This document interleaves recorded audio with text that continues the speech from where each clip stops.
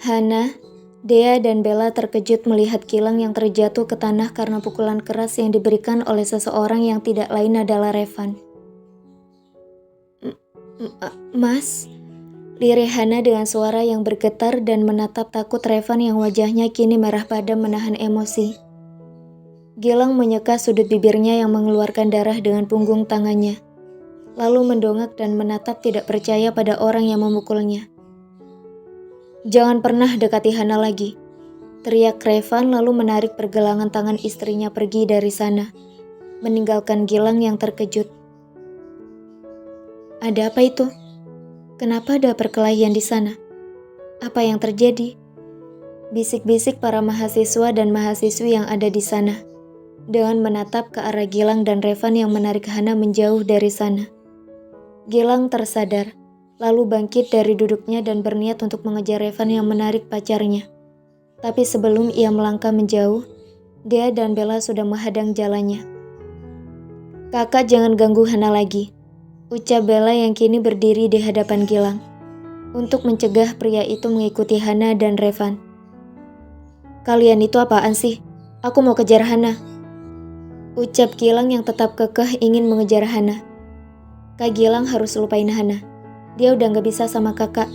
Dia udah nikah," ucap Dea dengan suara yang sedikit keras, membuat Gilang mematung di tempatnya, lalu menoleh perlahan pada dua wanita yang berdiri di belakangnya.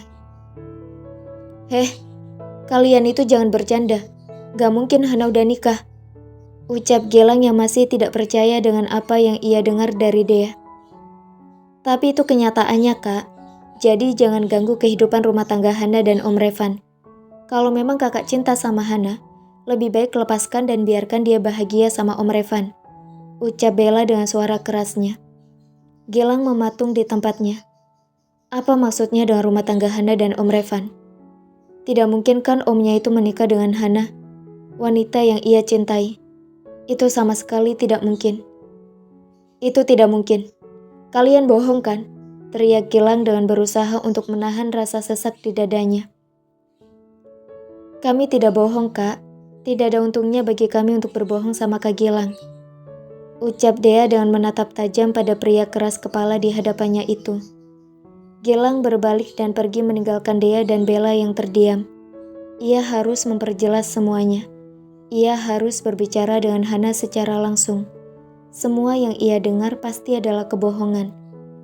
Pikir Gilang yang masih tidak bisa menerima kenyataan bahwa Hana sudah menikah, terlebih dengan omnya sendiri. Sementara itu, Revan dan Hana dalam perjalanan pulang ke rumah mereka. Hana menatap takut pada Revan yang tengah mengemudi mobil dengan kecepatan tinggi. Tubuhnya gemetar saat ini. Ia takut dengan Revan yang sekarang ini. Benar-benar menakutkan menurutnya. Rahang Revan mengeras. Ia tidak percaya jika Adit atau Gilang adalah pacar Hana. Revan menggenggam kuat setir mobil, hingga buku tangannya memutih. Tiba-tiba Revan mengerem mobilnya membuat kepala Hana hampir terbentur di dashboard. Pergi ke Hana saat kepalanya hampir saja terbentur ke dashboard mobil, karena ia tidak sempat memakai sabuk pengaman tadi. Revan tersadar dan seketika menoleh pada istrinya itu. Hana yang ditatap oleh Revan semakin gemetar dengan kepala menunduk. "Kamu baik-baik aja, sayang?" tanya Revan dengan khawatir. Ia benar-benar lupa jika Hana ada bersamanya saat ini, dikarenakan emosinya yang memuncak melihat Gilang memeluk Hana tadi. Revan mengulurkan tangannya untuk menyentuh tangan Hana, dan Hana refleks menjauhkan dirinya membuat Revan terdiam, lalu memasang wajah sendunya. Ia tahu Hana pasti takut saat ini.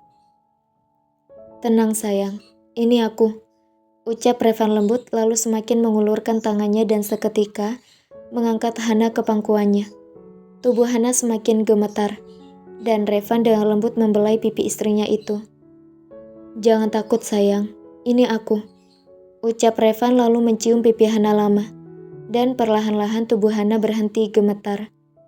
"Jangan takut sayang, ini aku," ucap Revan lagi, lalu mengecup setiap inci wajah Hana dengan sayang.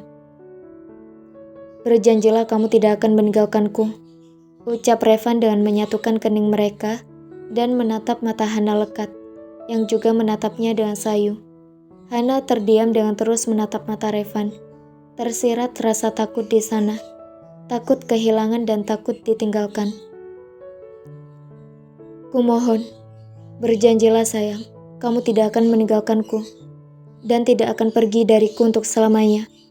Ucap Revan, berharap agar Hana berjanji untuk selalu berada di sisinya. Ia tidak ingin Hana pergi meninggalkannya. Aku berjanji, ucap Hana membuat Revan terdiam, lalu mencium bibir istrinya dengan sayang, dan menyalurkan semua kebahagiaan yang ia dengar dari ucapan yang keluar dari bibir Hana. Aku mencintaimu. Aku sangat-sangat mencintaimu, my wife, ucap Revan setelah melepas ciumannya di bibir Hana. Hana hanya terdiam dengan nafas yang sedikit tidak beraturan karena ciuman panas beberapa saat yang lalu. Kita pulang, ucap Revan lalu mengecup singkat kedua kelopak mata istrinya. Revan kembali mendudukkan Hana di kursi di sampingnya, lalu memasangkan sabuk pengaman pada Hana dan segera melajukan mobilnya kembali menuju rumah. 10 menit kemudian, Revan menghentikan mobilnya tepat di depan rumah dan dengan cepat turun dari mobil. Revan mengitari mobil untuk segera membukakan pintu untuk Hana. Hana keluar saat Revan membuka pintu mobil untuknya. Ia terkejut saat Revan tiba-tiba mencium bibirnya dengan begitu sensual. I love you, ucap Revan saat melepaskan pagutan mereka, lalu menggendong Hana ala bridal style untuk segera masuk ke dalam rumah. Seorang pria mencengkeram kuat setir mobilnya saat melihat hal yang dilakukan oleh seorang pria pada pacarnya. Rahang Gilang mengeras. Ia kini berada di depan gerbang rumah Revan. Setelah tadi mengikuti pria itu yang tidak lain adalah omnya. Gilang segera menancap gas mobilnya untuk pergi dari sana. Kemarahannya, rasa kecewanya, semuanya bercampur jadi satu. Rasa kagumnya pada sosok omnya itu menghilang begitu saja, digantikan dengan rasa dendam dan benci yang mendalam. 10 menit kemudian, Gilang menghentikan mobilnya tepat di depan rumahnya, dan dengan tergesa-gesa keluar dari mobil untuk segera masuk dan melampiaskan kemarahannya di dalam kamar. Gilang melewati ruang tamu dan bergegas menaiki tangga untuk segera masuk ke kamarnya. Sedang kedua orang tuanya yang melihat hal itu mengernyit bingung, dan tidak lama kemudian terdengar suara barang-barang pecah dari lantai atas. Ayah dan ibu Gilang dengan cepat menaiki tangga untuk ke kamar putra mereka, karena mereka sangat yakin jika suara itu berasal dari kamar putra sematawayang mereka itu. Astagfirullah, pekik ibu Gilang saat tiba di depan pintu kamar putranya yang terbuka, menampilkan pemandangan yang sulit diartikan di dalam kamar itu. Sang ayah menatap tidak percaya dengan apa yang dilakukan Gilang.